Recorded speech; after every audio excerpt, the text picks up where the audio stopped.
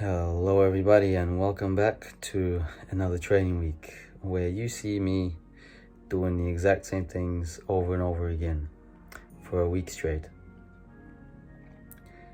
So I'm sick with COVID.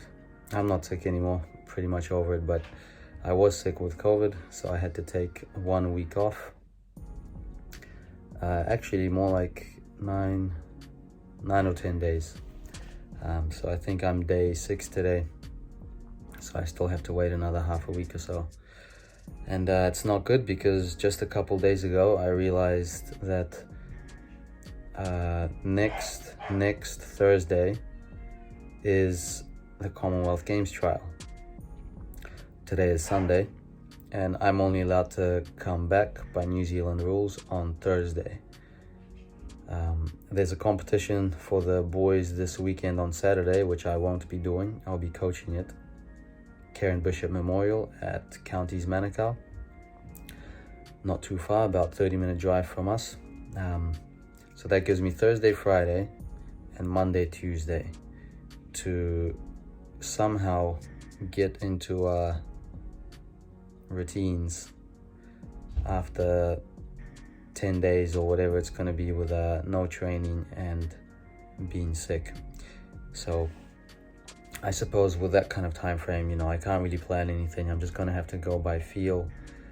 Smartest choice, I think, at this stage is to just try to put together P-bars and high bar and maybe a rings or a pommel just to do something, just to present something before I actually go for P-bar and high bar, so that I'm kind of in the flow a little bit. So the all-around training continued. I think Monday I touched all 6 with half routines in some places. So the endurance is building, the resilience is building. I'm not as gassed out on P-bars and high bar at the end of the day.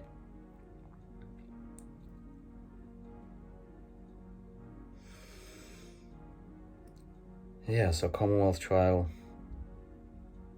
in 1.5 weeks time.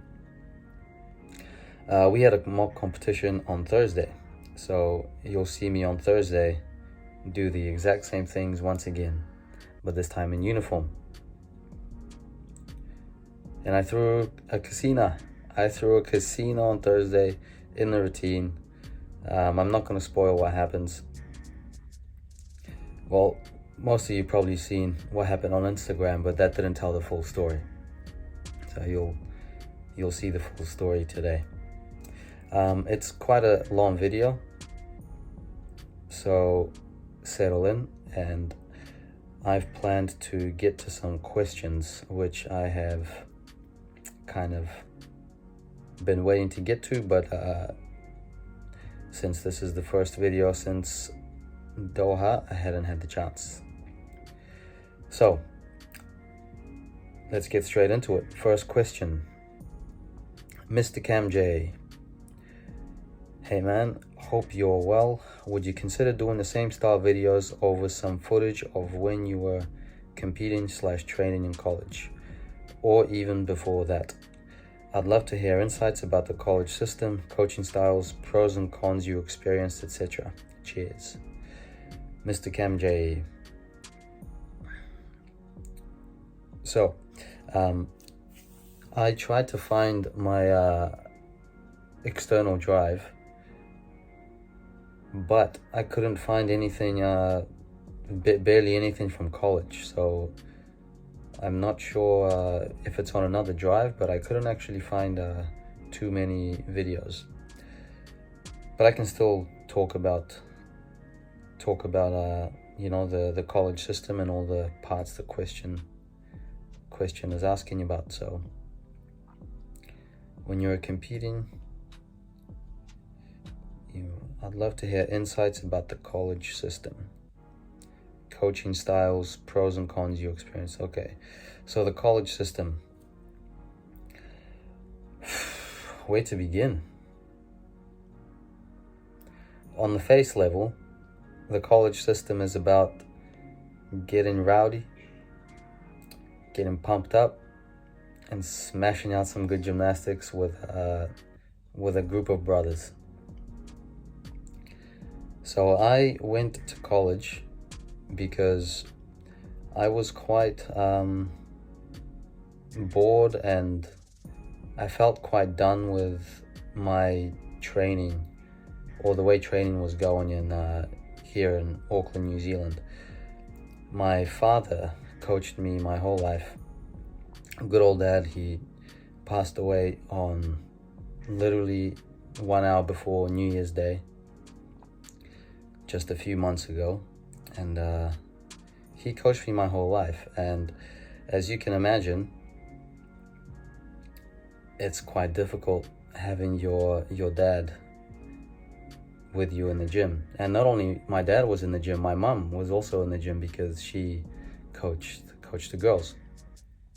And actually she works at TriStar now as well. Whereas years ago, we were all at North Harbour Gymnastics Centre. So that's where I grew up. So pre-college days, you see, when you see me looking down, I'm just looking at the video playing, so I know where you guys are at. Pre-college days, I was at North Harbour Gymnastics Club, and yeah, it was really difficult. My dad had a stereotypical Russian regimen. We did some intense amounts of conditioning, although looking back, I don't think we did the right conditioning, because as you see there, I'm 30 years old and I can't bloody hold a straddle planche. They're 10-year-olds that can hold a straddle planche. So yeah, 2022 to go. So yeah, Dad, he gave me and the rest of the group amazing basics. When I was a junior, my pommel swing, my P-bar swing, my swings on rings, my lines were far superior to what you see now. I might have to pull up some tapes, some VHS tapes from back in the day, so you see. And lots of conditioning. Just I guess in his time, he went to, I'm not sure if he went, but his gymnast, what was his name? Dmitry Vasilenko in an English accent, went to 96 Olympics with the Russian team, and they ended up winning gold. So my dad did it all. You know, he lived a great life, a great sports life, and he raised a 2-time Olympian. So, you know, good on him. And just so much gratitude to Dad for everything he's done for me. And I've said before, I'm only starting to understand now the kind of life that Dad gave me.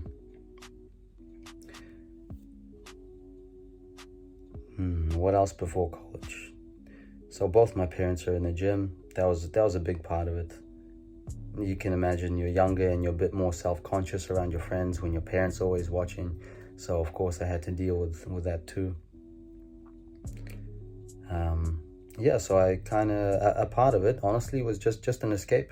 Wanted to escape mom and dad and live my own life and, you know, and be free. And so I was very free.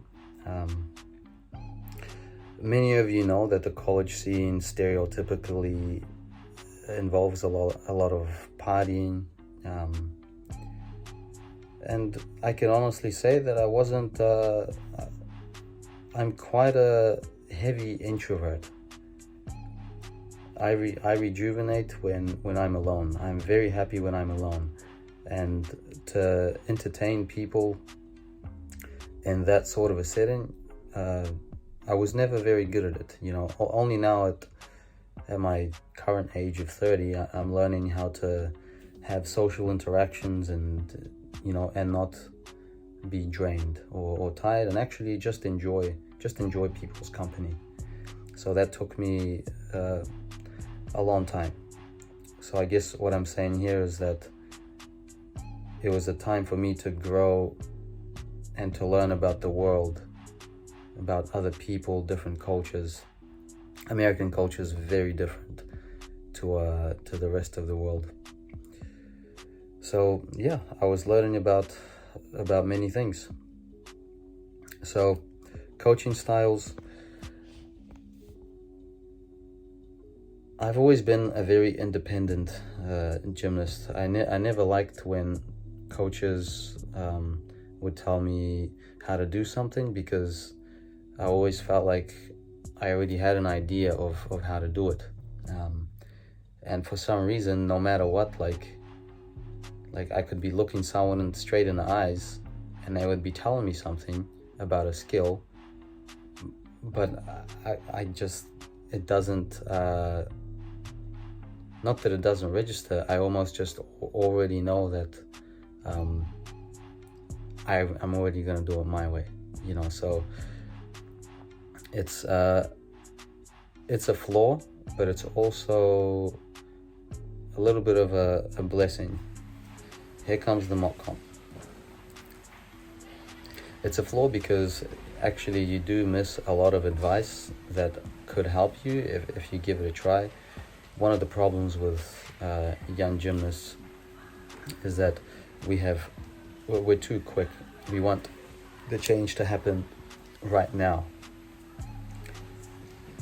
But you know, if you get a piece of advice from a coach, it's not even just trying it a few times. You have to incorporate the change into that skill or whatever it is for weeks and months before it actually culminates into happening by itself without you having to control it so much. But the blessing there is because I really was able to find out how to do skills my way. And it was just so much fun.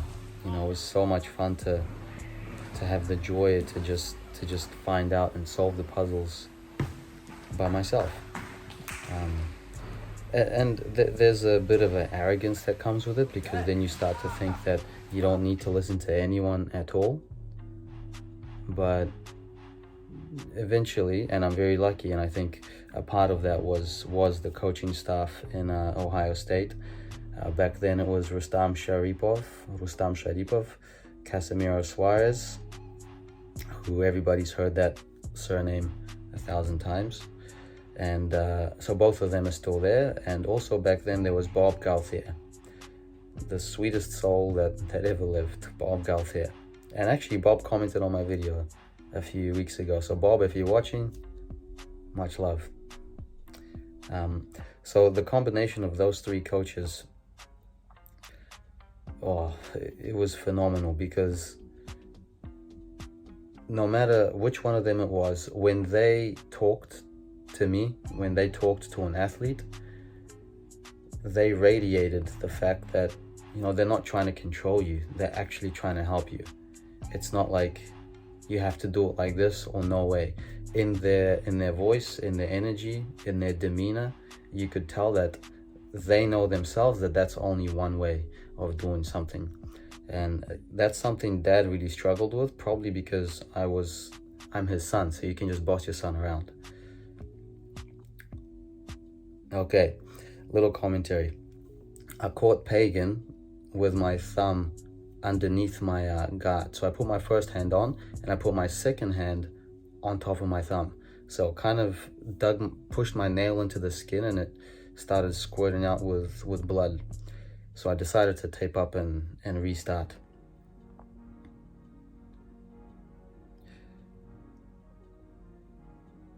So this is attempt number 2.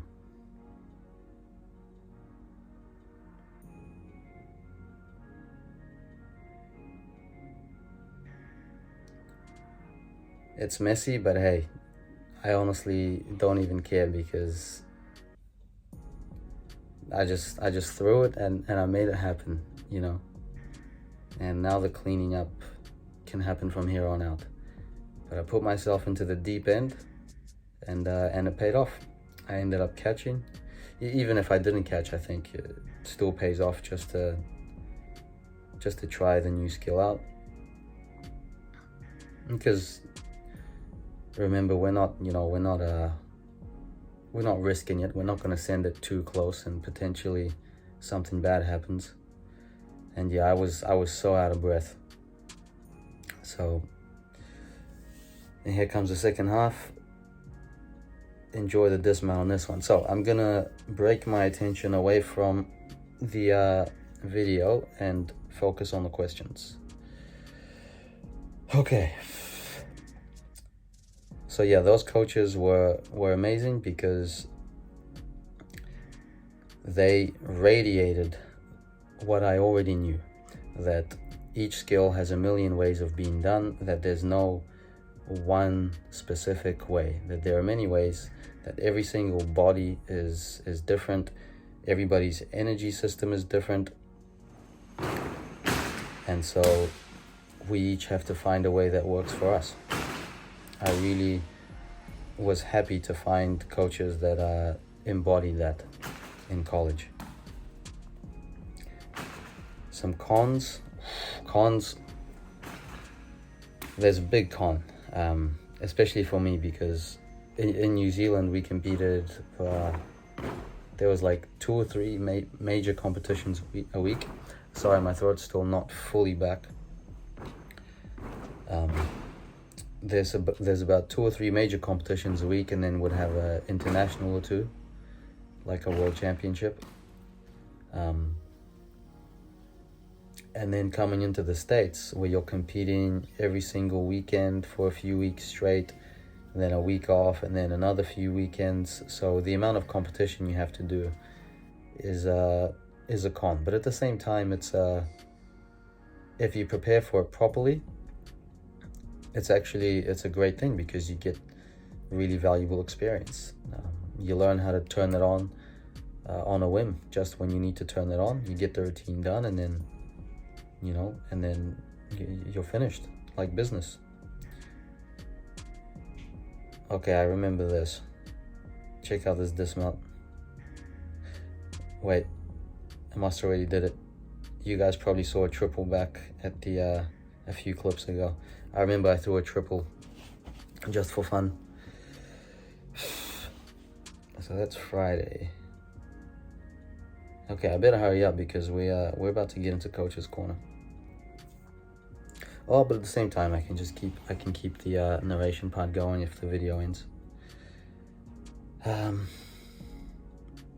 really recovered. Like, after taking a week off training, I just feel so good. I feel fresh, and it reminds me that all the training, as fun as it is, it does put a toll, and it does put some stress on your body. So it's very good to just bring it back down every once in a while. So, anything else on that first question? Coaching styles, pros and cons? Yeah. So, for me, the competitions were a con, because for me, competitions were very stressful. So, made life difficult. But at the same time, I got through the other side, and I feel like I'm better and stronger because of it. It did take a shoulder surgery, and you hear a lot that most collegiate gymnasts, or at least rings workers, get shoulder surgery. So how true that is in this day and age, I don't know, but I do know in my time, yeah, people were getting shoulder surgery left and right. So let's move on. McLean Sila. Hello. I was wondering how you get comfortable with Heelys. I've missed my hand once and almost broke my ribs, and wanted to know if there was some kind of cheat to make sure you get your hand down good. There is a cheat. So if you press square, triangle, square, circle, circle, circle, square, square, square, square, you'll never miss your Heely again. That's actually a 10-hit combo for Yoshimitsu in Tekken 3, and possibly a few more Tekkens. Sorry, lame joke, I know. Repetitions, more repetitions with the mats on the bar, until 10 out of 10 You know, you come in and you say, okay, today I'm not going to throw any without a mat, only with mat, but the goal is 10 out of 10 without missing the bar. So not to rush to do it without a mat. Now, one reason why gymnasts miss their hands is because your legs, your feet fall down too fast. The way a Heeley should work is first the twirl happens, and then so most of the twirl happens and then you drop. But when I see people miss the bar and making the mistakes, they start to drop and then they're trying to spin mostly at the end. So of course, if you're spinning right at the end, it's a lot more difficult for your body to gauge where is the bar. So you want to get the spin done and then coast, chill on the way down. A little bit of a dish when you catch, almost like you're trying to burn your toes up. That slows down some of the momentum. If you're a little bit slower, then of course, again, it's easier to grab the bar. So that's the only thing I can say besides a million repetitions. There is one more thing I can say. Heeley swings.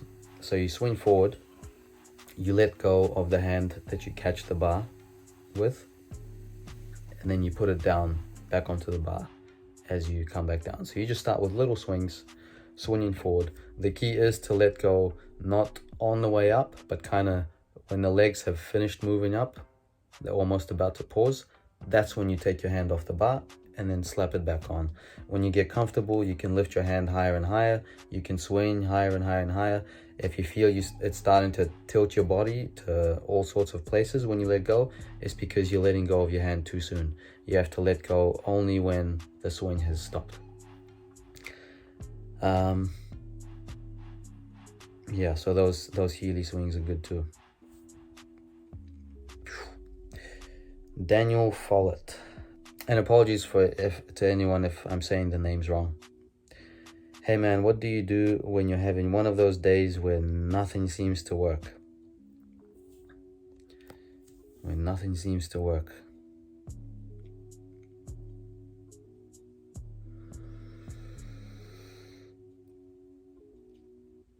Yeah, sometimes you make a plan in your head and you feel really good before training. And you're excited. I'm gonna do this. You have a bunch of big skills or sequences lined up in your head, and then it feels like you feel good, but then you come to the gym and you realize you're actually quite slow and you don't feel good at all, but you've got this plan in your head and you wanna make sure that you do it, because if you don't do it, it means you're not working hard enough for it.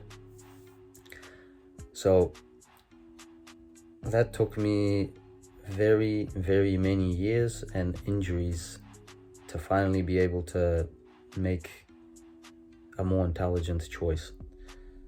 And a more intelligent choice in that scenario would be, okay, this is how I feel. What do I know absolutely that I can do feeling this way? And you know, sometimes it might be basics. Maybe let's say you haven't mastered all the halves on your twisting. Like some gymnasts, they can do full, double, triple, but they can't do 1.5 or 2.5. So you go to the trampoline and you slowly start to work on your twisting. Something enjoyable. Usually when the mood is low, it's good to elevate it, to actually be a little bit easier on yourself. You be tough on yourself in the right times, but also if you're tough on yourself all the times, if you're strict with your body all the time, it's gonna get tired of it. And then the process of gymnastics becomes too mechanical, too controlling, and over time you will lose the passion, the excitement, the joy. you're gonna miss the feeling of having fun. Having fun's not gonna be important anymore. I went through that, and if you want to get to a certain level, on some level you have to put yourself through that, where you sacrifice some fun for some hard work. But on a day where nothing seems to work, you go easy. Go easy. There are always some little things that you can work on. Like, let's say in my case, if I was just too tired, if my legs were too sore and I couldn't do floor vault, I could just do the first part of the Yurchenko and focus on not bending my knees when I'm jumping from the beat board to the vault. Simple things like that. On high bar, you could go on the low bar and do top changes to handstand, work some flexibility. I think you get the idea I'm talking about. Logan Bow does a check on pommel horse. There's a big running joke around Logan and pommel horse at TriStar. It's almost like part of the TriStar culture. Logan and his unwillingness to train pommel horse. But he did a check. Logan, pommel horse comeback, let's go. So the rest of the guys, as you can see, are building their routines as well, because the competition is this weekend. Logan is another one, similar boat as me, because Logan was isolating for a week also.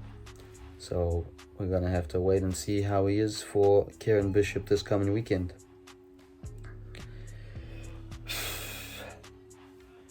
So I think I've answered those 3 questions.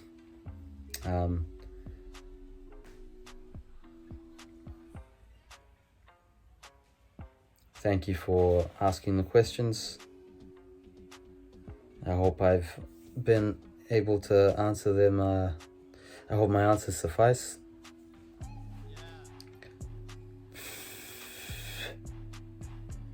Will is back on the Gaylord bars. Will and Sam did really, really well. They came back and motivation stayed high, and they're still working routines, and I think they both have Commonwealth Games on their minds. Okay, phone ran out of memory, but let's finish up Coach's Corner. Yeah, so Sam and Will obviously really thirsty for Com Games. Do you want to be included? This one popped in just after the intermission when the phone memory ran out. Wait, stop peeking. So, season begins, and it's probably gonna be rough at the start. We don't have to, expect too much after what we've had to go through with the 4 months off and then trying to come back to routines in such a short amount of time. All of the senior gang are also enrolled in university full time. So, Wilfu Allen, what a transition. Beautiful transition there. I think he could give Heath Thorpe a run for his money.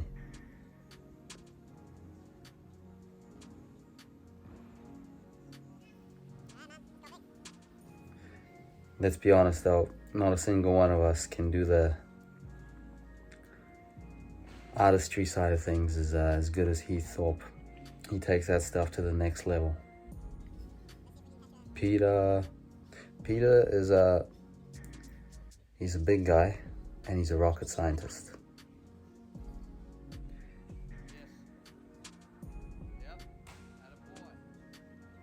Peter, if you're overcooking your dismount, you need to put a twist on it. Will's trying to add flops.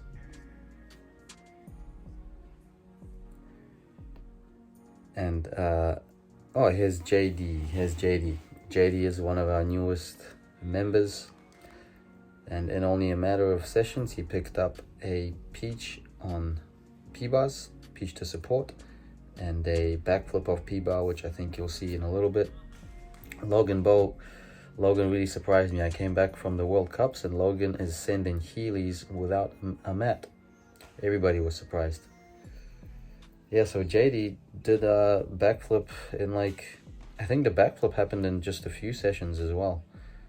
And JD hasn't trained since he was, I think, 14 or 15, so it's been a good 5 years or so since he was a part of a gymnastics club. Logan's floor routine, I'm proud of Logan for how far he's come on floor. Honestly, even though the start value is lower, this routine is harder than mine. I can't do a double pike on the floor. I probably could if I tried though. And Logan just needs to get that 2.5 a little bit more consistent so that we don't have those scary landings. Sammy working on that 4/10 upgrade on rings. That's pretty much half a point to Sam's ring start value if he adds the double-double. Logan face plants in the mock comp. Troy continuing the peach basket grind and the dismount grind of high bar. Jack working the quasts. Jack has a pretty good knack for those quasts. JD's best back tuck of the week. Oh, I wonder what JD's doing this week because I actually haven't been in this week at all. So maybe he's landing on his feet. Also, JD's like, yeah, I can't twist backwards. And then he did a back full in one day. And skill of the week, Ben Stein catches the Coleman. So Ben Stein has caught a Gaylord 2. Ben Stein has caught a Coleman. Ben Stein has not caught a regular Kovacs. And you hear about that a lot, that actually twisting the thing is a lot easier. Sam Dick, just out of nowhere, decides to pull through cross into a planche. Yeah, Sam has some extreme potential on rings. I reckon a few more years and he could hit those high 15 start values. And the good thing about rings is it's quite easy to be clean. You just have to be strong. And you see him fighting. You see him fighting for that difficulty because, he knows he needs it. Just the routine that he already has with a double-double can be a World Cup final routine. Will putting in some work on Katchevs.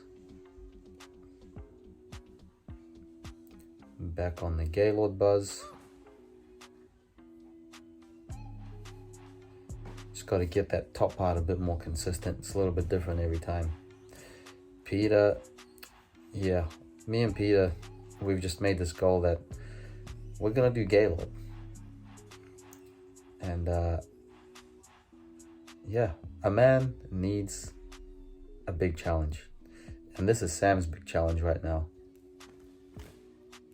Look at his foot. Oh, that was supposed to be slow motion. I messed up. But his foot got stuck in the hole of the mat where you grab the strap. So that's it there. All the best. Till next time.